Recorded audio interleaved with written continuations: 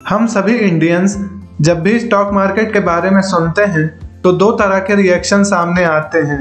पहला तो ये कैश करेंगे पैसा ही पैसा होगा, और दूसरा वो चूना लगा दिया। Hello guys, welcome to view point. और इस वीडियो में हम डिस्कस करेंगे स्टॉक मार्केट के बारे में कुछ बेसिक पॉइंट्स और साथ ही साथ जानेंगे स्टॉक मार्केट की ऐसी साइट जिससे नए इन्वेस्टर्स अनजान हैं। इस वीडियो में हम स्टॉक मार्केट से जुड़े रिस्क डिस्कस करेंगे और एनालाइज करेंगे कि क्या आपको भी इस मार्केट में इन्वेस्टमेंट करनी चाहिए। ये वीडियो काफ़ी इंटरेस्टिंग और इंफॉर्मेटिव होगा, तो आप लास्ट तक बने रहें। So let's begin.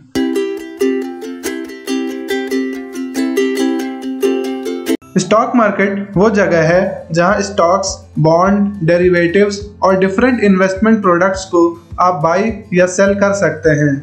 इंडिया की पहली स्टॉक एक्सचेंज 1875 में बॉम्बे में स्टार्ट हुई और ये एशिया की सबसे पहली स्टॉक एक्सचेंज थी और वर्ल्ड की 10th ओल्डेस्ट स्टॉक एक्सचेंज है। इसको स्टार्ट किया था राजस्थान के कॉटन मर्चेंट प्रेमचंद रॉयचंद ने, जिसको आज हम बॉम्बे स्टॉक एक्सचेंज या दलाल स्ट्रीट के नाम से जानते हैं। 1894 में अहमदाबाद स्टॉक एक्सचेंज स्टार्ट हुआ जो टेक्सटाइल मिल्स के प्रोडक्ट्स में डील करता था। 1908 में कैलकाटा स्टॉक एक्सचेंज स्टार्ट हुआ जो जूट प्लांटेशंस और मिल्स को मार्केट प्रोवाइड करता था। आज इंडिया में करीब 24 स्टॉक एक्सचेंजेस हैं जिसमें 21 रीजनल मार्केट्स हैं। सिर्फ 2 स्टॉक एक्सचेंजेस ऐसे हैं जो पैन इंडिया शेयर्स की बाइंग और सेलिंग कंडक्ट करते हैं, जिसमें बॉम्बे स्टॉक एक्सचेंज और नेशनल स्टॉक एक्सचेंज शामिल हैं। नेशनल स्टॉक एक्सचेंज की स्टार्टिंग 1992 में हुई, जिसने फुली ऑटोमेटेड ट्रेडिंग फैसिलिटी को स्टार्ट किया।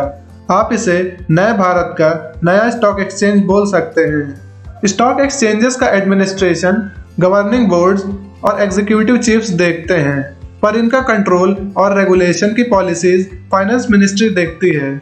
Security and exchange board of India SEBI जो 1988 में बनाई गई थी, वो भी स्टॉक एक्सचेंजेस को रेगुलेट करती है। अब सवाल आता है कि हमें स्टॉक मार्केट्स की ज़रूरत क्यों है। स्टॉक मार्केट्स इकोनॉमी को रन करने के लिए बहुत इंपॉर्टेंट हैं। इन मार्केट्स के थ्रू कंपनीज फंड रेज करती हैं जो उनके बिजनेस बढ़ाने के लिए इम्पोर्टेंट है। अब आप सोचेंगे कि कंपनीज बैंक से भी तो पैसे बोरो कर सकती हैं। जी हाँ, वो बिल्कुल कर सकती हैं, पर बैंक से पैसे बोरो करने पर उन्हें हैवी इंटरेस्ट पेमेंट करनी पड़ेगी जो कंपनी के फाइनेंशियल्स को खराब कर सकती है। जब लोग किसी कंपनी का शेयर लेते हैं तो वो उस कंपनी के हिस्सेदार बन जाते हैं, फिर चाहे वो कंपनी लॉस करे या प्रॉफिट। स्टॉक मार्केट्स किसी भी कंट्री के इकोनॉमिक डेवलपमेंट के लिए बहुत इंपॉर्टेंट हैं, क्योंकि इनके थ्रू लोग इनडायरेक्टली इकोनॉमिक सेक्टर्स पर इन्वेस्टमेंट करते हैं जो फर्दर इकोनॉमिक ग्रोथ के रूप में दिखता है।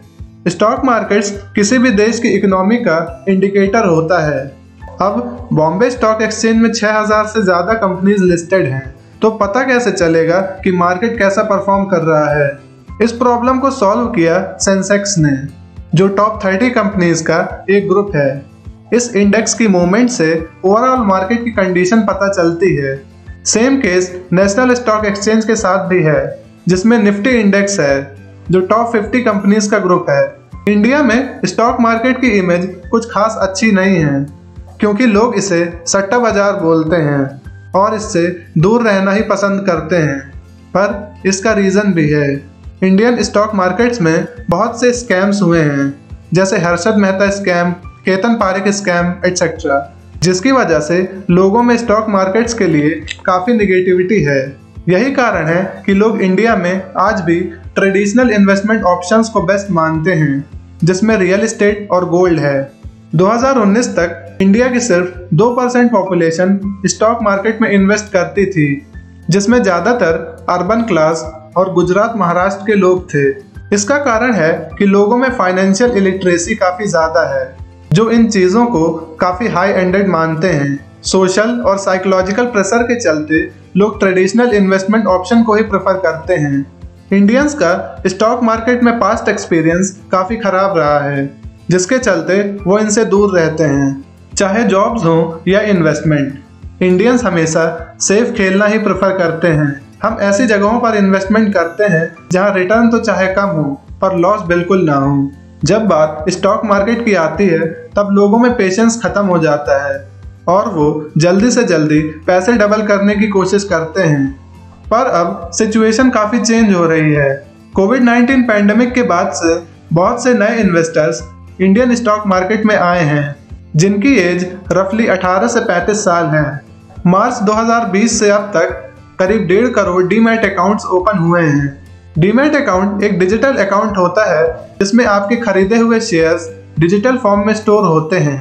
डीमैट अकाउंट्स को गवर्नमेंट बैक्ड CDSL और NSDL मैनेज करते हैं। नए इन्वेस्टर्स ने इंडियन स्टॉक मार्केट में करीब 1.5 लाख करोड़ रुपए इन्वेस्ट किए हुए हैं। इस समय retail investors Indian stock market को डोमिनेट कर रहे हैं। नेशनल स्टॉक एक्सचेंज ने एक मंथली रिपोर्ट मार्केट पल्स में बताया कि रिटेल इन्वेस्टर्स का मार्केट के टोटल टर्नओवर में 43% कंट्रीब्यूशन है, जो 2016 में सिर्फ 33% था। इंडिया में अभी तक 7 करोड़ से ज्यादा डीमैट अकाउंट्स ओपन हो चुके हैं। इंटरेस्टिंग बात तो यह है कि रिटेल इन्वेस्टर्स की यह ग्रोथ मेट्रो सिटीज में नहीं बल्कि टियर 2 और टियर 3 सिटीज में हुई है। पर अभी भी इंडिया की सिर्फ 4% पॉपुलेशन स्टॉक मार्केट से जुड़ी है, जबकि डेवलप्ड कंट्रीज में इक्विटी मार्केट पेनिट्रेशन 40 से 50% तक है। पर एक्सपर्ट्स का मानना है कि आने वाले 3 से 4 सालों में रिटेल इन्वेस्टर्स का काउंट करीब 10 करोड़ हो जाएगा। रिटेल इन्वेस्टर की इस ग्रोथ का कारण टेक्नोलॉजी है। आज आप ऑनलाइन ब्रोकर्स के थ्रू घर पर बैठे बैठे शेयर्स की बाइंग सेलिंग कर सकते हैं और अकाउंट ओपनिंग प्रोसेस भी काफ़ी स्मूथ हो गया है, जिसके चलते नए इन्वेस्टर्स बहुत इजीली इनको एक्सेस कर सकते हैं। अगर सब अच्छा ही है तो फिर प्रॉब्लम क्या है? एक्चुअली मेरा वीडियो बनाने का पर्पस यही था, जिससे नए इन्वेस्टर्स को स्टॉक मार्केट के हिडन रियलिटीज बताई जाए।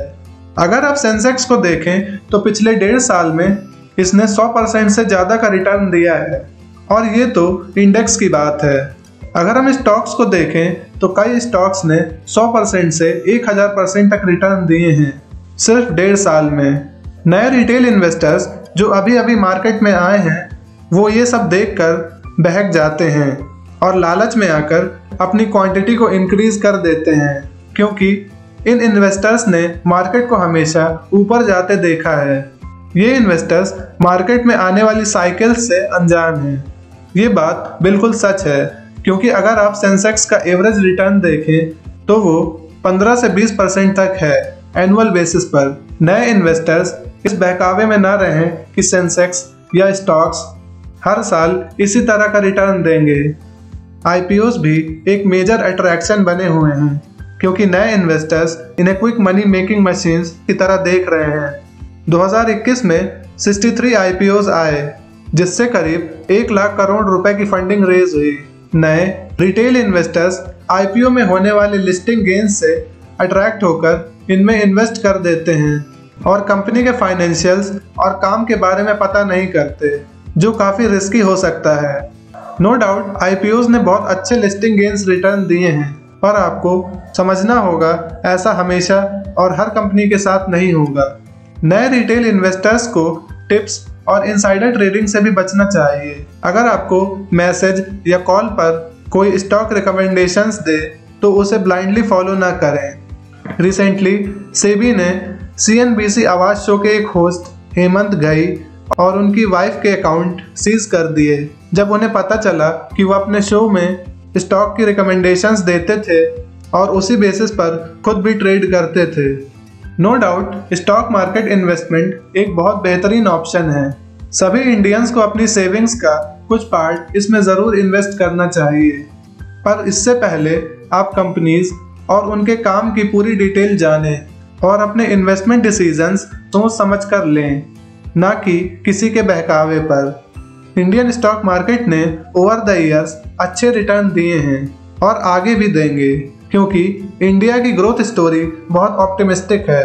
आप भी इस जर्नी का पार्ट ज़रूर बने, बट अपने कैलकुलेटेड रिस्क और बेटर डिसीजंस के साथ। मैं जानना चाहूँगा आपका ओपिनियन कि आप इस इशू के रिगार्डिंग क्या सोचते हैं।